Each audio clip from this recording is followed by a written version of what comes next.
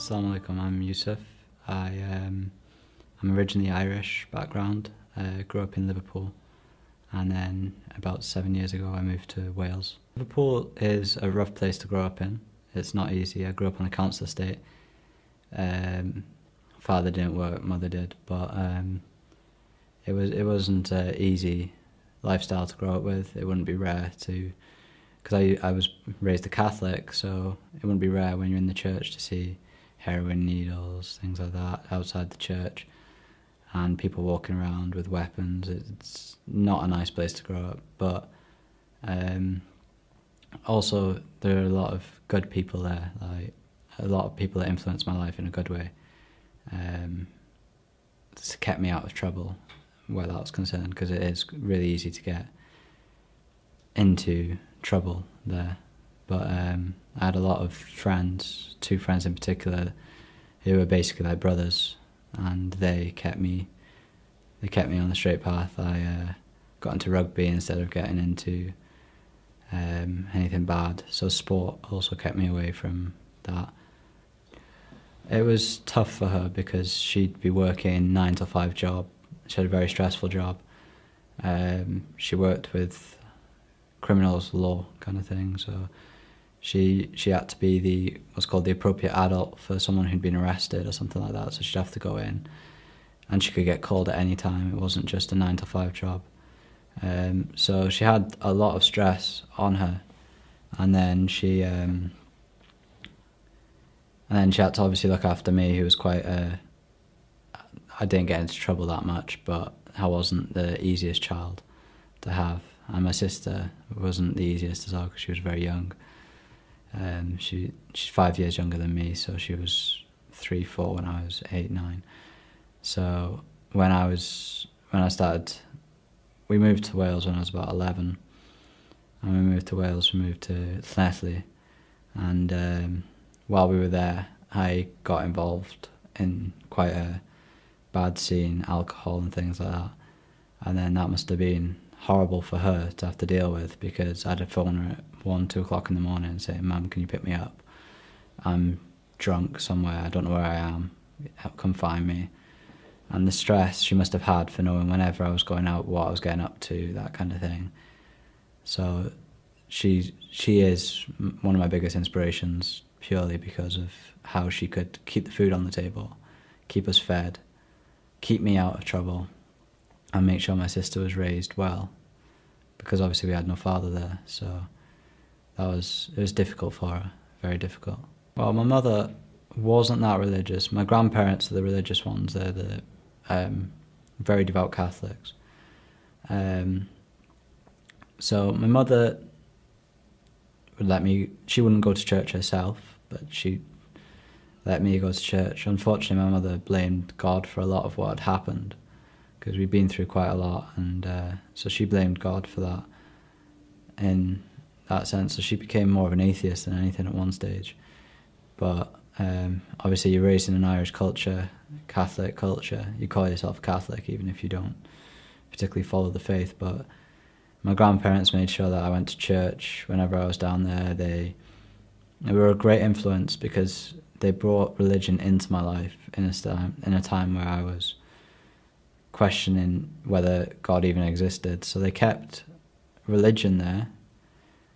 So they kept me going to church, and that was very good, because I've always believed in God, but obviously it's the other bits that I questioned.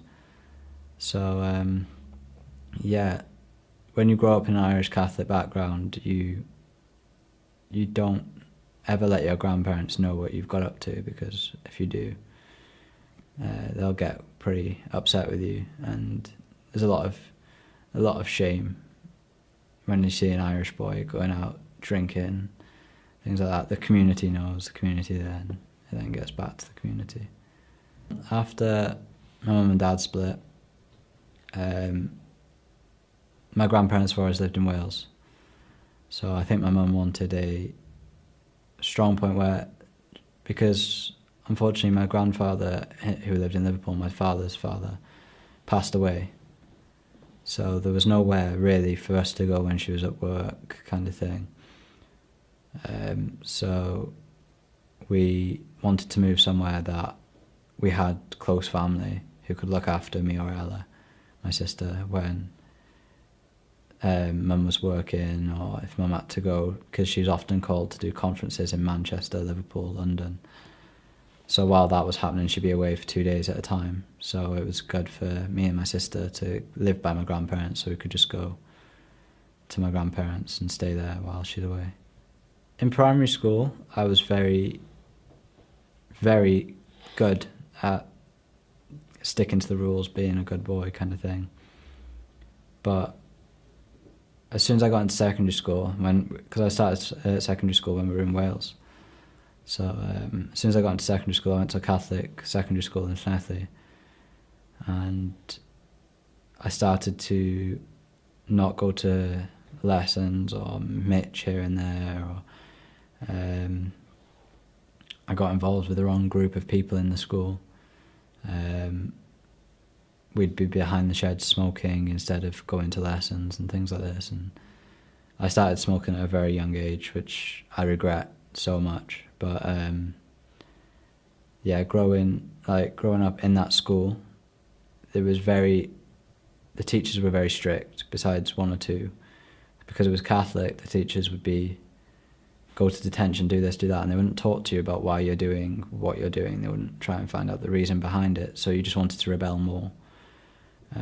When they told you you can't go here, or you can't go there, you can't leave the school premises, you'd want to leave the school premises just because they said you can't. And yeah, there was a lot of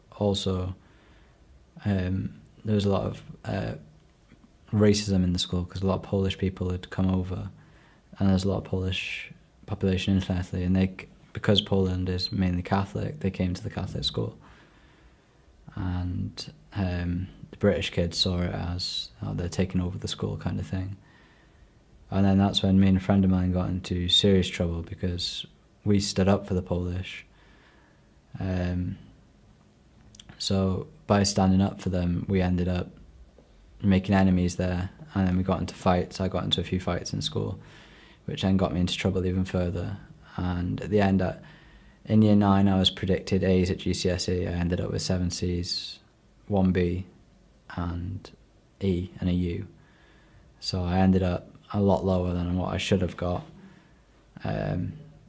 purely because I wasted my time going out drinking, smoking, getting into fights, getting into trouble, and that kind of ruined my secondary school education. Well, my mother is very, very equal rights. She's brought me up like that.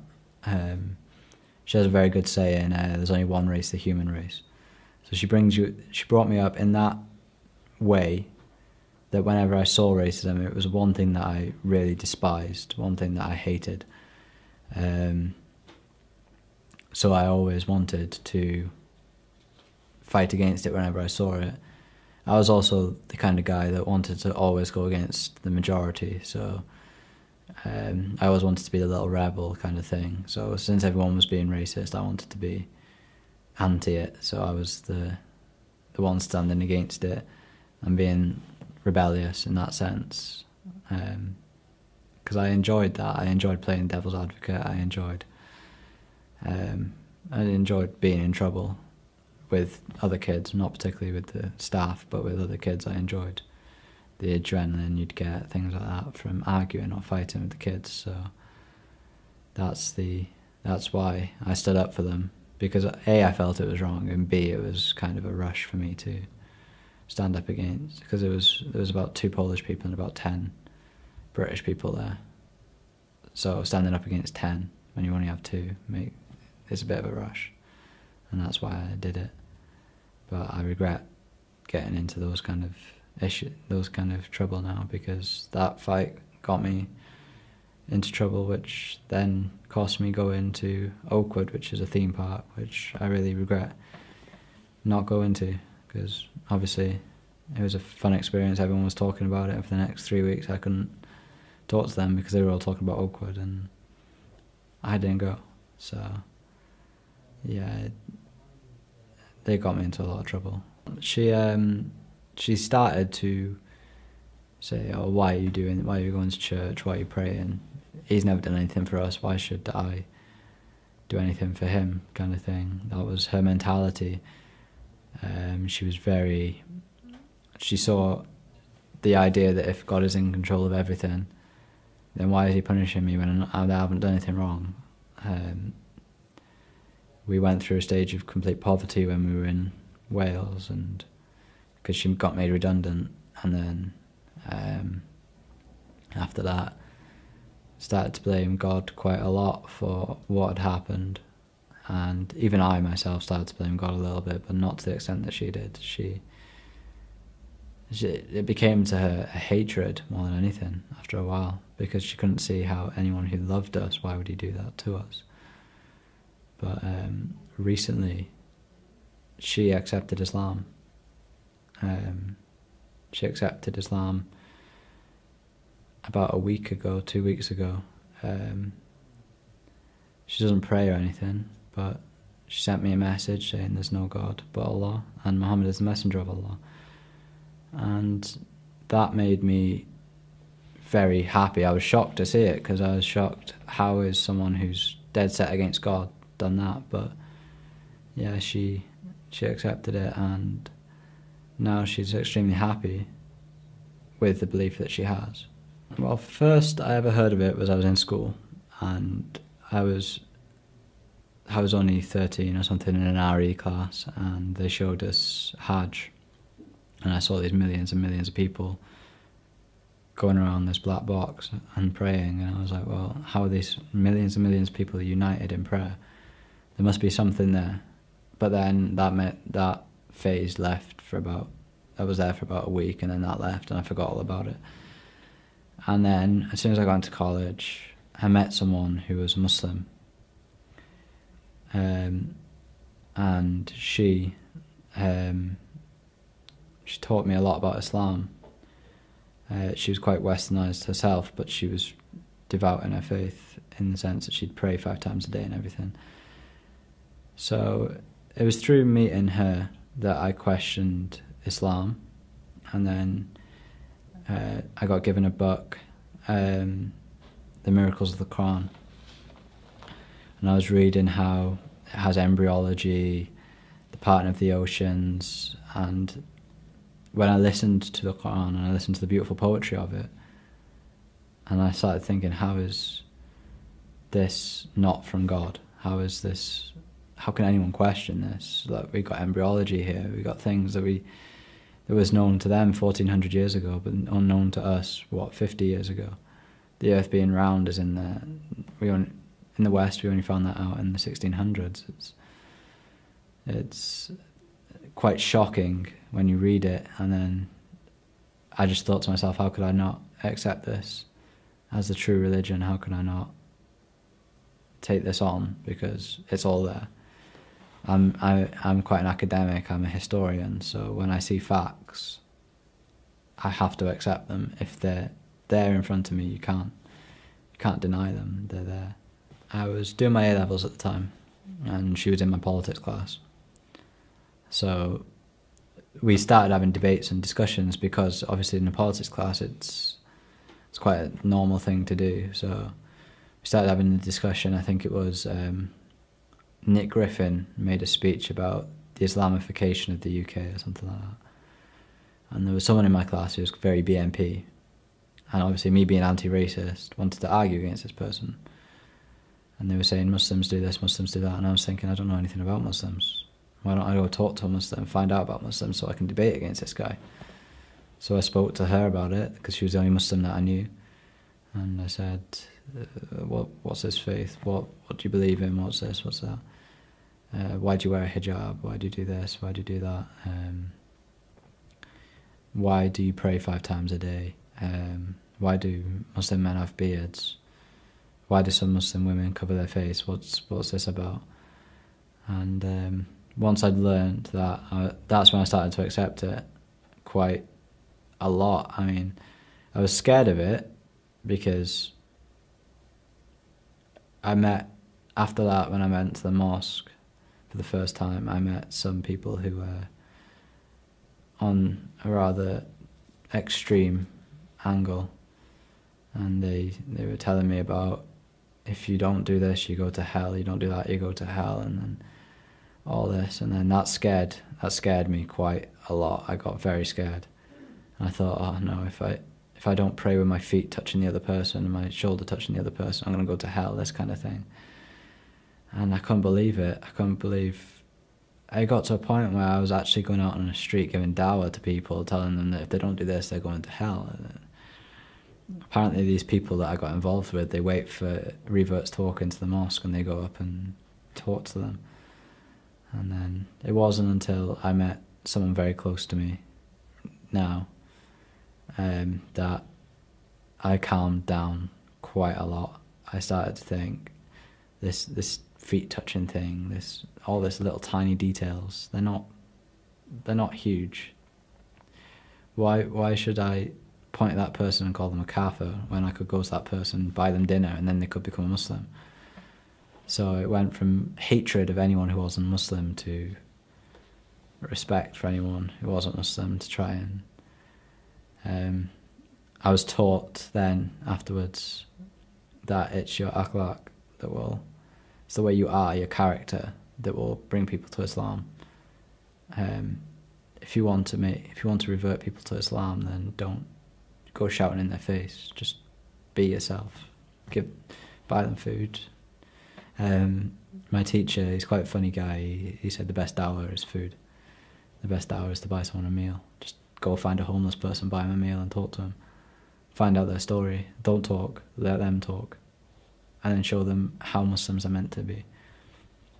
And that's how I went from being an extreme person to being what I am today. Because I was involved in a very Saudi-based Wahhabi movement at the start, and I'd be giving out books about how any other sect of Islam, Sufi, Shia, they're all kafir and all this, and I can't believe what I was doing when I look back at it now. I took my Shahada with just that girl there, actually, in college. I took my Shahada, and the only reason she was there was to make sure that I said it in Arabic correctly. I didn't want to make it public at first. I mean, going back to tell my grandparents, hang on guys, I'm a Muslim now, wasn't the easiest thing in the world. To try and explain to my granddad that I can't have a beer with him in the afternoon, or I can't have a pork sausage for dinner for breakfast in the morning. That was a few months of long debates and discussions for them to start accepting, okay, he's a Muslim now. They kind of thought it was a phase. They thought, oh, it'll pass. My granddad to this day makes a joke that Jesus will come back into your heart, kind of thing. And then I turn around and say, well, maybe Muhammad sallallahu alaihi wasallam will come into your heart and you'll accept Islam. And we have this little joke now and again. But yeah, they took a long time to accept it, which I don't blame them for. It goes against when you're born a Catholic, you stay a Catholic. It's hard to imagine going into a faith, especially a faith that's made out to be what it is now by the media. They were very scared for me, very worried that my granddad made sure straight away, oh, you're not getting involved in those Al-Qaeda lot, are you? That's the first thing he said to me. So it took quite a lot of discussions to teach him that I'm not some person who's going to go do something stupid. I follow Islam, I don't kill people. It took me about a year to realise, hang on a second, I lost why I became a Muslim in the first place. I became a Muslim for the love of Allah, for the beauty of the Quran. I didn't become a Muslim to go around shouting at people and telling them this and that, and this is anger, this isn't love. This is meant to be a religion of love. These guys, they keep talking about peace, but they're going around yelling at people, telling them that telling Muslim men who are walking out with just a moustache, if they don't shave their moustache and grow a beard, they're going to go to the hellfire. It didn't make sense to me after I used my logic. It took a while to use my logic because I was so romanticized by this whole brotherhood I was taken in by it. It took me a while to realise, hang on a second, what they're doing here isn't right. This isn't Islam. This isn't how we're meant to act. They'd say that you'd have to, they'd say you have to be like Omar. Be like Omar. When someone goes to Omar and asks them a question, you hit them and say, do it. Be like that. That's who you must look up to. And I'm like, well, why aren't we looking up to Muhammad sallallahu alaihi wasallam? Why are we looking up to Omar? Why? And then when I started questioning that, that's when they started getting angry at me. When I started questioning about Omar, about Abu Bakr, about Uthman, then that's when they started to push me away and start getting angry at me and quite aggressive and quite... They didn't get violent. They looked like they were going to get violent. They very angry, up in your face, making you feel very intimidated. But obviously they never used violence inside the mosque. But they're not there at the mosque anymore. They're gone, long gone. I don't know where they're gone, but yeah, those people I got involved with at the start were very not the kind of people that I'd mix with now. When I first became Muslim, obviously, I was told the Shia are kafir. They worship Ali ibn Abi Talib alayhi salam, and they hate Aisha, and they hate Abu Bakr, they hate Umar. They hate these beautiful people. They hate Muawiyah. And in those days, they'd be saying Muawiyah, and then they'd be saying Radiallahu An after his name. And I didn't know anything about the Islamic history. Like, it was only after 2 years of being a Muslim that I started looking at the history of it. So when they started telling me about these people that curse Aisha, when you first become Muslim, you're taught to, especially in that school, you're taught to love Aisha completely. She's the mother of the believers. And when I heard, oh, they're cursing Aisha, they're doing this, they're doing that, and then they'd show you lectures by very, very extreme people who would say that you have to celebrate the death of Aisha and people like that. So these extreme Shia lecturers, they'd find this one lecturer who's nowhere near mainstream, very out of the community, but they'd find this one person, and then they'd say, all Shia think like this. All Shia say you must celebrate the death of Aisha. All Shia say you must celebrate Abu Bakr's death, Omar's death. You must hate them and everything like this. You must despise anyone who fought against Yazid, because Yazid was a good person. So that's what they taught you. Sorry, that Yazid was a good person. So when I heard that these Shia, they were cursing these people, that they were angry with these people, that's when I started to think, I want to fight them. That's the mentality you have. You want to be physically violent towards them. That's how they teach you. They teach you, be violent, be angry, get angry with them, intimidate them.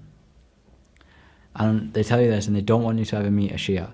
They never want you. They say if you ever meet a Shia, either get aggressive with them or walk away. Don't talk to them.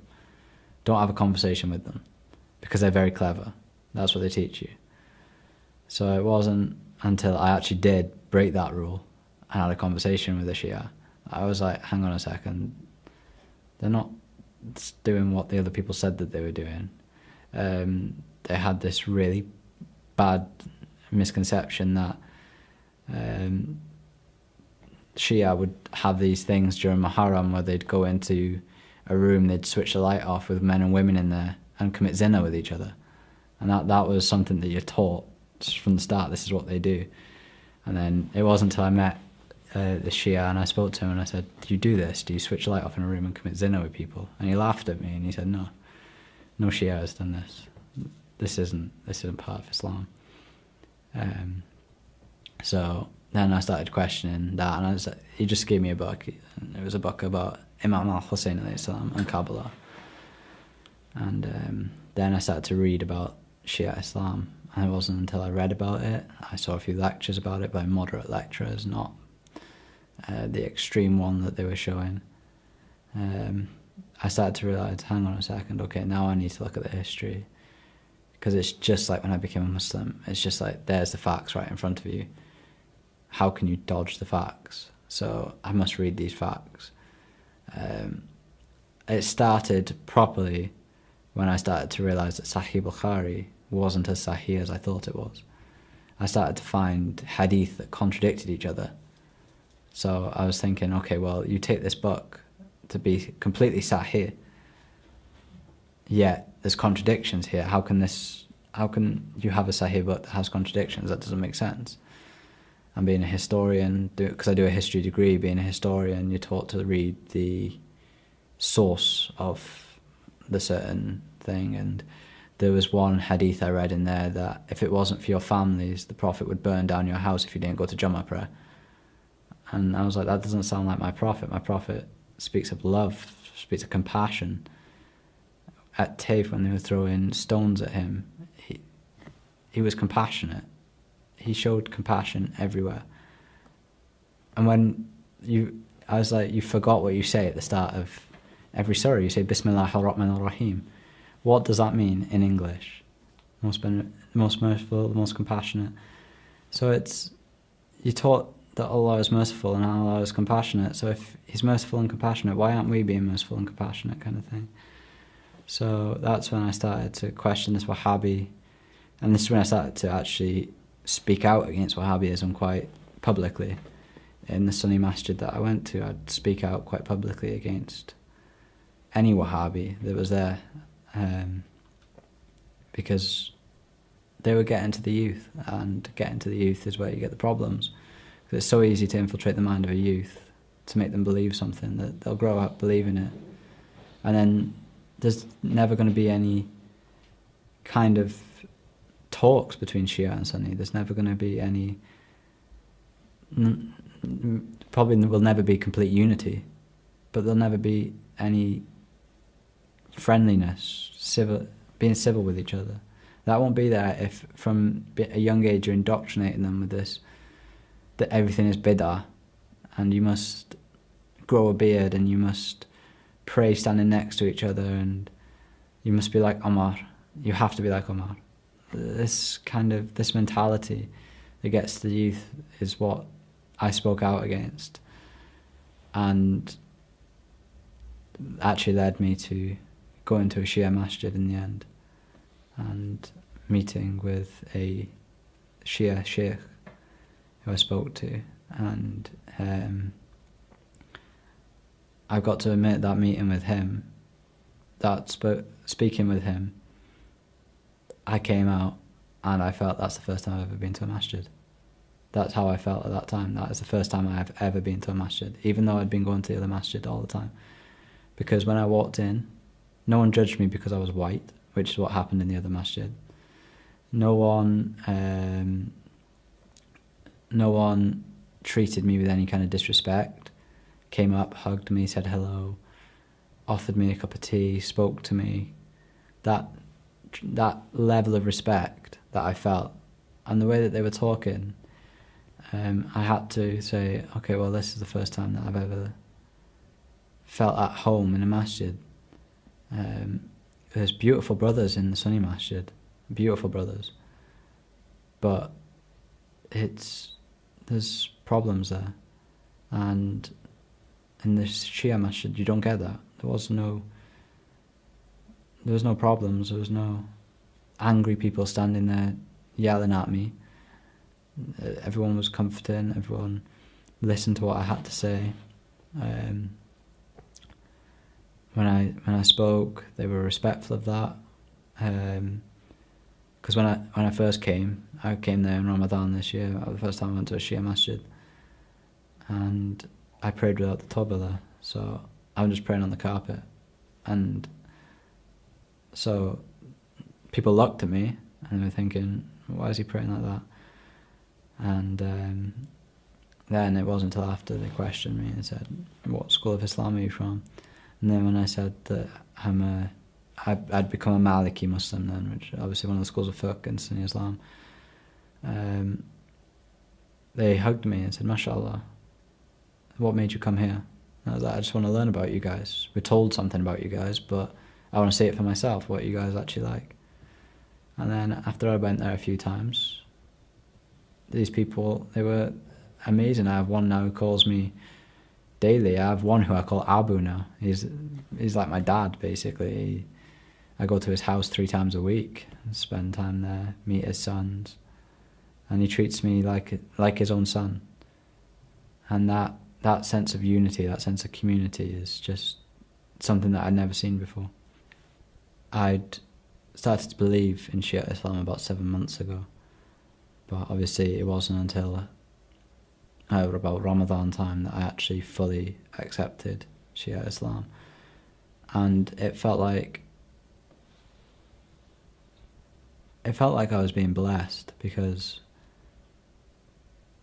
you're taught a very angry way of Islam by certain schools, and then Shia Islam, like intercession for example, being able to ask Ali, Hussein, Hassan alayhi salam to make dua for me, that feeling of being loved by the Ahlul Bayt, knowing that I'm a follower of them, that I love them, and that felt very homely. It felt very. It wasn't the same as when I said the Shahada. When I said the Shahada, it felt like, if you can imagine it, like a vacuum cleaner, like sucking all the sins out of your feet, kind of thing. That's what it felt like when I said the Shahada. It felt like washed. When I became Shia, it was kind of like it got filled up with just warmth. The love of the Ahlul Bayt just fills you up. I cried like a baby for about half an hour when I first became Shia. It was a beautiful moment. It was because you spend a lot of time when you become a revert searching for a place that you feel like you can call home, part of Islam that you feel safe with, and you search for it. And I've been Wahhabi, I've been Maliki, I've been Hanafi, I've been Shafi'i. I've gone through all of them over the past 4 years, and then none of them, certain aspects of them felt right, but none of them felt 100% this is correct. Like, I preferred the Maliki way because you pray with your hands down. That felt right to me.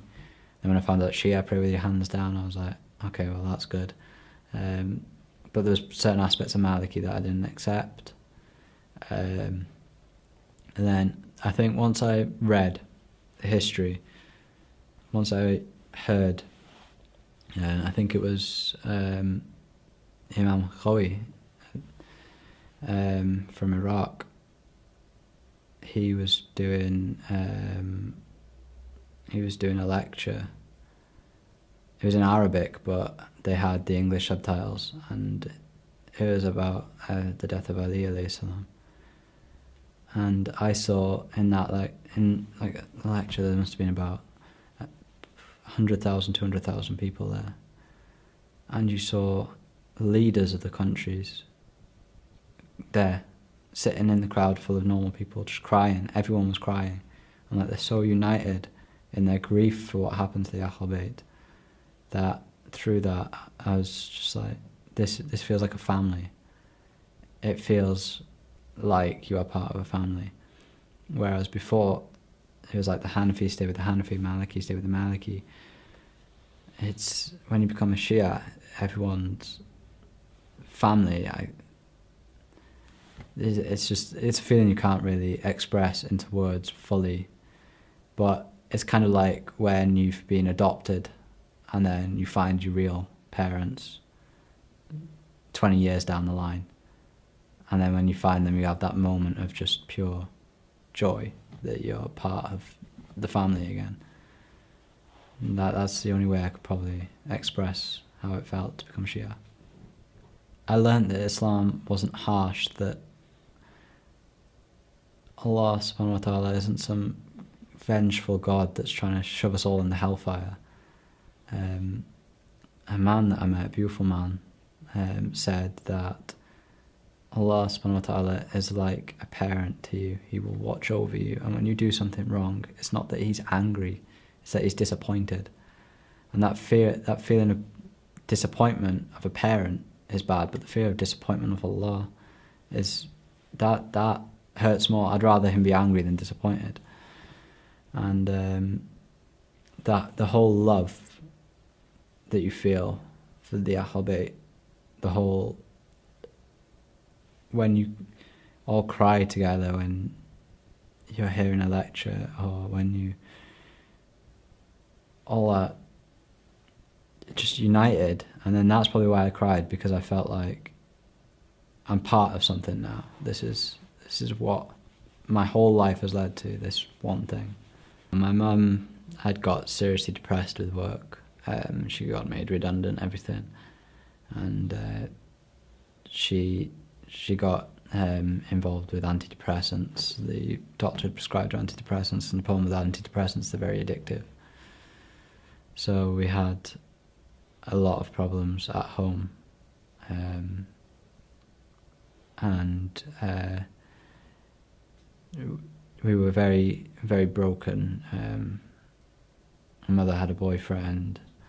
Boyfriend wasn't very well liked by the police. Our house got raided a few times by the police. And when you see your mother being hauled off in a police car for doing nothing wrong, and then being released the same day, when they admit that she's done nothing wrong, it really affects you, and it hurts quite a lot. So it was, when I was Salafi, I was like, Mum, you've got to leave him, you've got to stop doing this, I don't want you to go to hell. And one point I was in despair at the thought that my family would be going to the hellfire, because that's what they teach you. I mean, there was a lecture by Zakir Naik saying, a revert said to him, where's my father? He didn't say Shahada, where's he? Zakir Naik said he's burning in hell.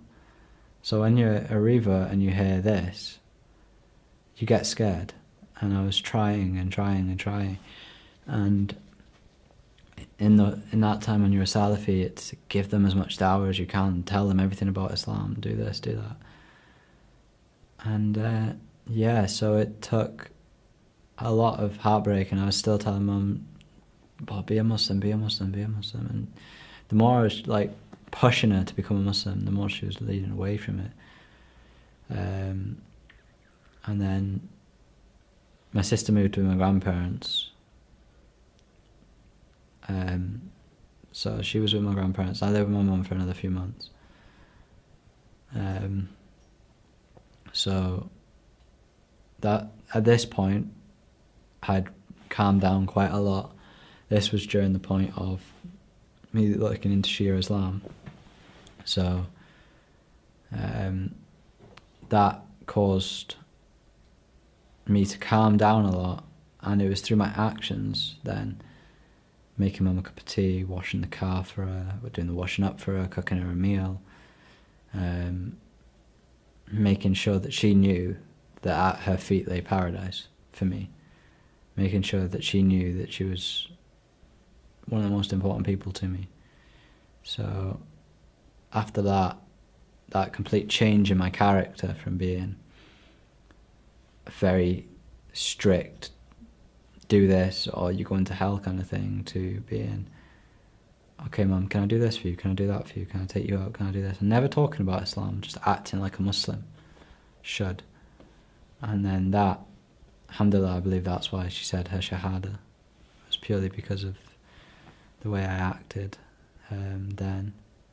I also, during Laylatul Qadr, I told her to make dua, and she made dua.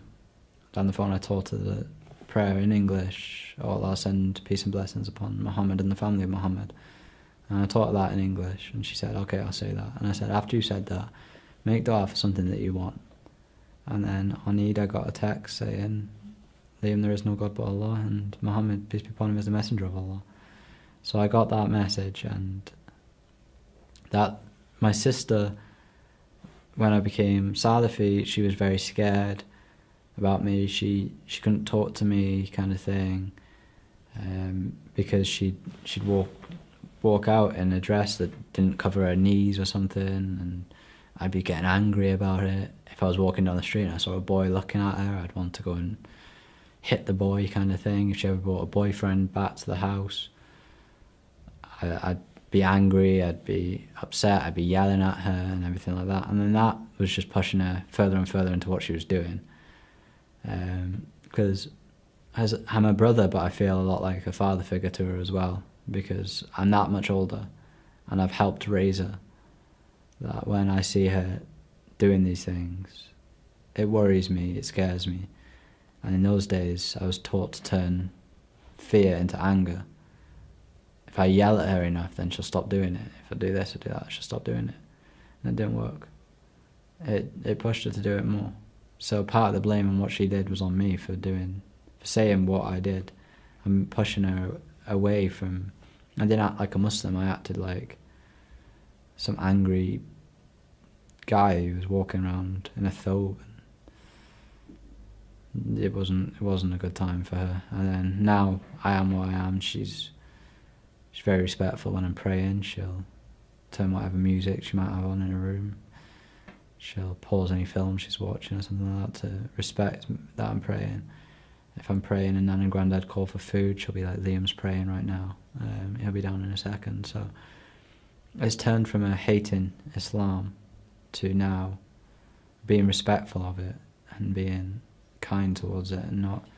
She was telling me that someone in school said something about Muslims, and she jumped on the thing to attack this person, to be like, no, this isn't Muslims, my brother's a Muslim, and explain all the good things that I was doing and the good things that Muslims do. So it was that change in me that helped my sister from being someone who would probably come to a point where she couldn't talk to me at all. So now she'll come to me and she'll tell me any problem. Me and her are very close. She'll tell me everything. And I believe that's purely because I've adopted the ways of Muhammad sallallahu alaihi wasallam. I've adopted the ways of the Ahl Bayt on how they treated their family.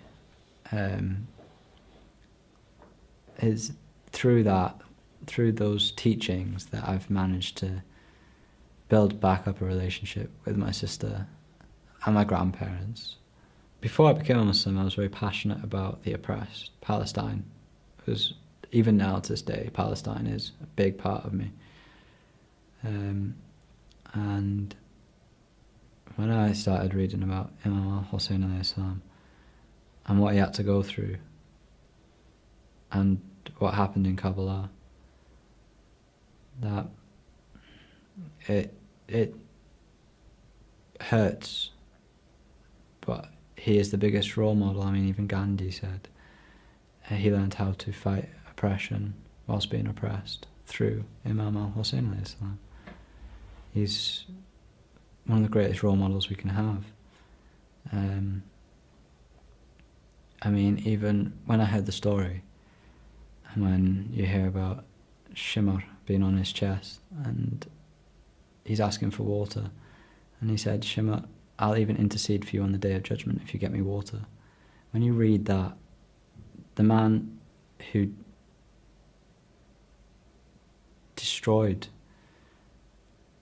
everything that was pure in that time, when you read about that, and you read that even in his last moments, he was completely merciful.